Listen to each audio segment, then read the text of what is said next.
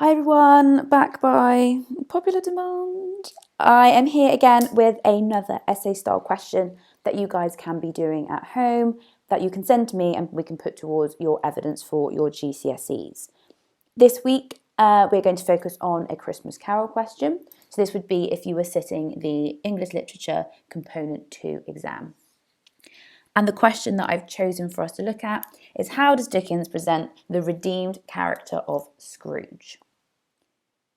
I chose this question partly because of the challenge behind it. Because not only is it a character question, so we're focusing on Scrooge, but we're also looking at the theme of redemption and how Scrooge has changed throughout the novel as a whole.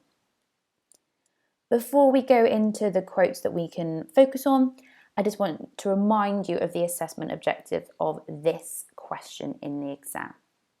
So similarly to the Macbeth question we looked at last week, you are assessed on AO1 and AO2. So that's your AO1, read, understand and respond to the text. So do you understand what's going on? Do you choose good quotations?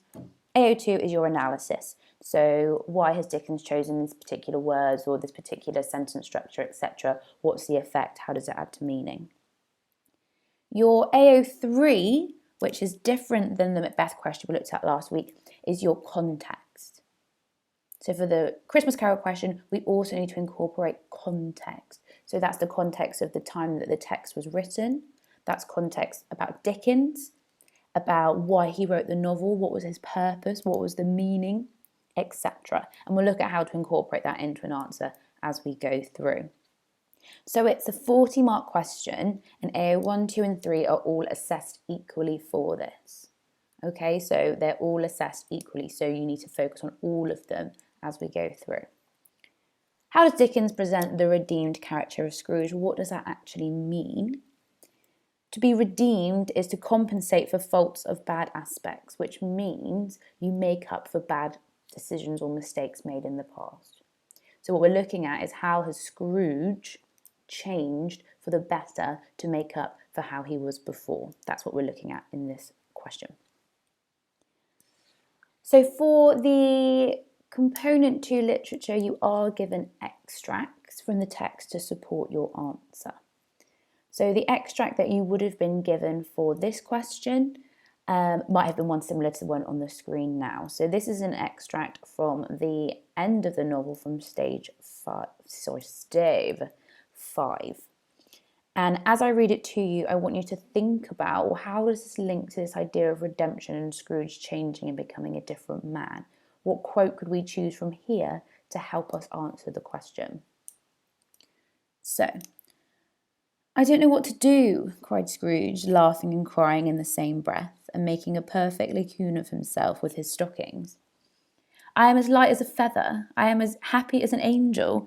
I am as merry as a schoolboy. I am as giddy as a drunken man.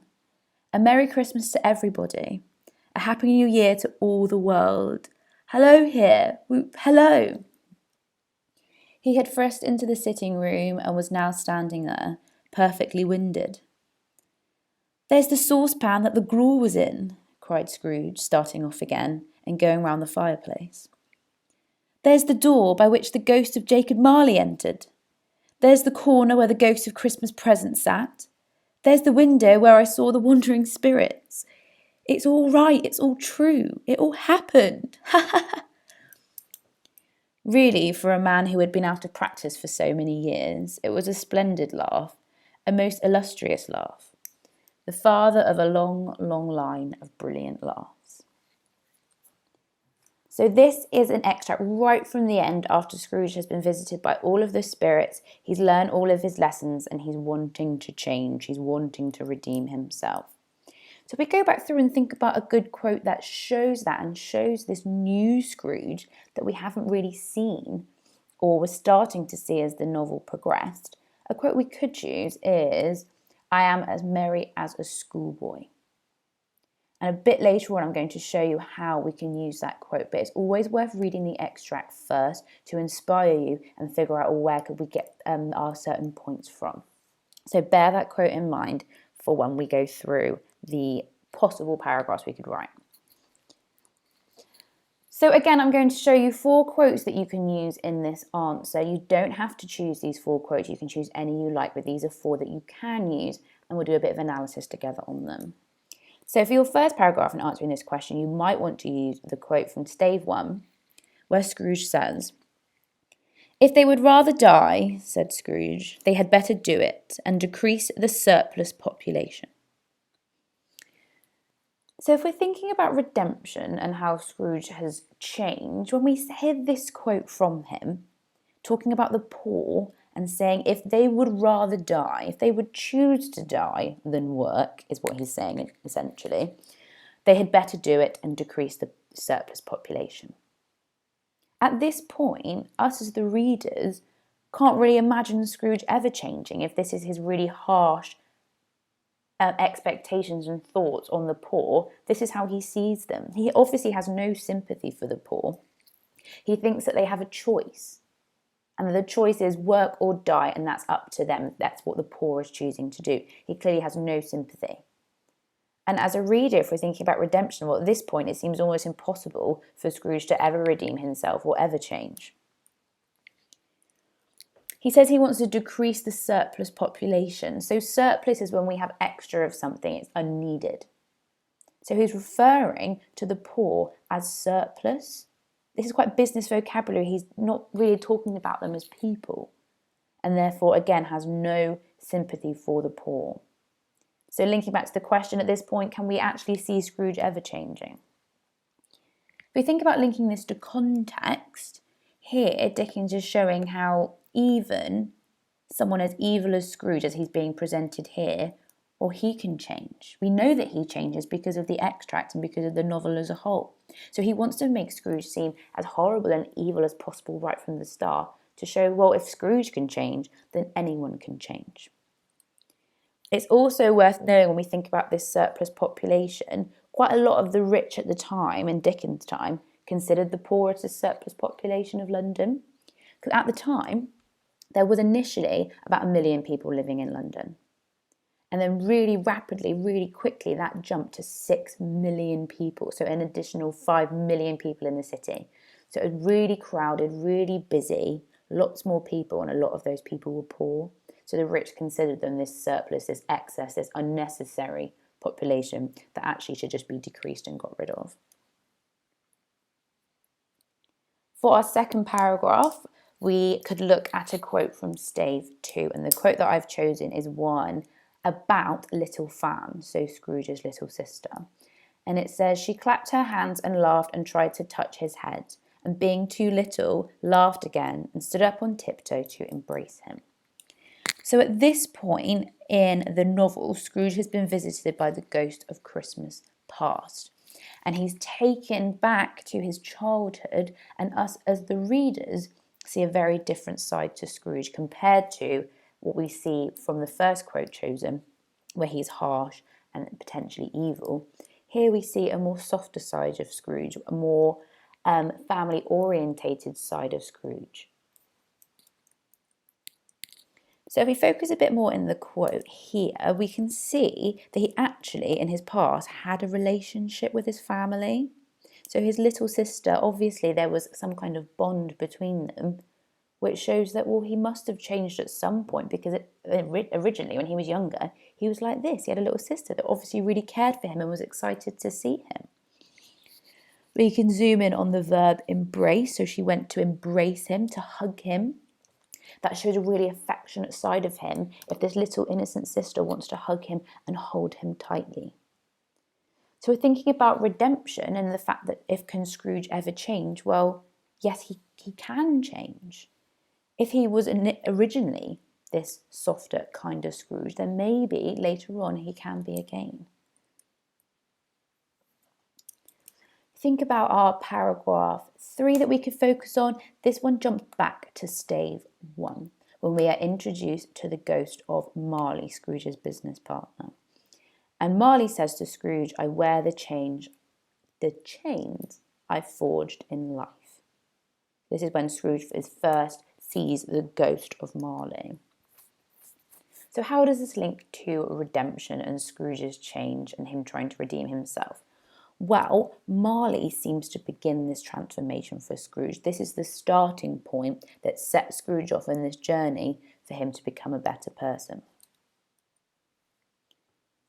He seems to want to be scaring Scrooge to change, to not end up in the same way that he has himself for the mistakes that he made.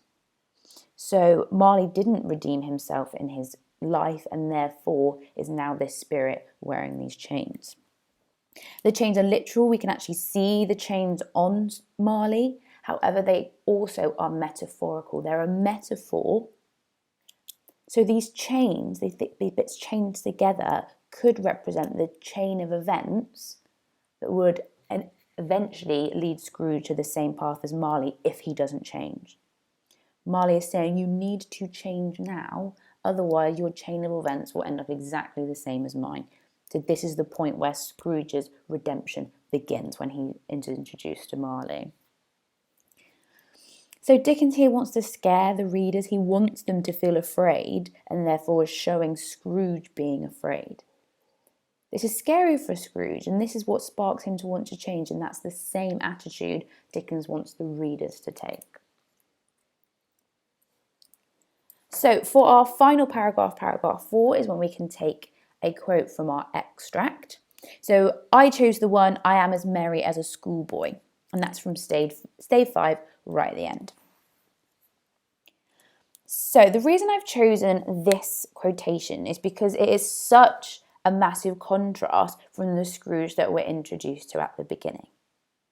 And after being exposed to the harsh reality of what's going on around him that he's ignorant to and choosing to ignore, for example, seeing the life that Bob Cratchit has to live, and also seeing the slums and the poor in the slums, and just seeing the repercussions of his actions, we can see that he wants to redeem himself. He wants to be a better person. And because he's realised this, he's suddenly a much happier person.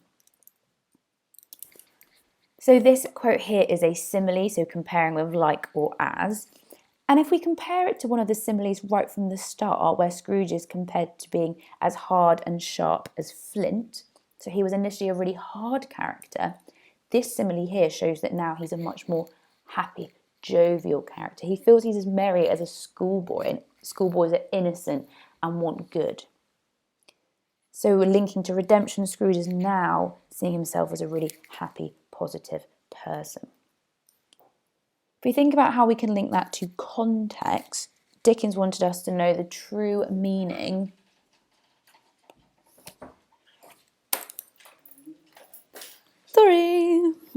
So Dickens wanted us to know the true meaning of Christmas, and wanted people to celebrate Christmas and not be selfish at Christmas, and wanted people to be joyous and happy at Christmas. And that is, if Scrooge can be this happy character at Christmas time and want to do good, then so can lots of other people. So can the rich out there that have been so selfish so far. So that's the 4 points that you could choose when answering this question. How does Dickens present the redeemed character of Scrooge? When structuring your answer, this is what you may want to do, and you can use these sentence starters if you like.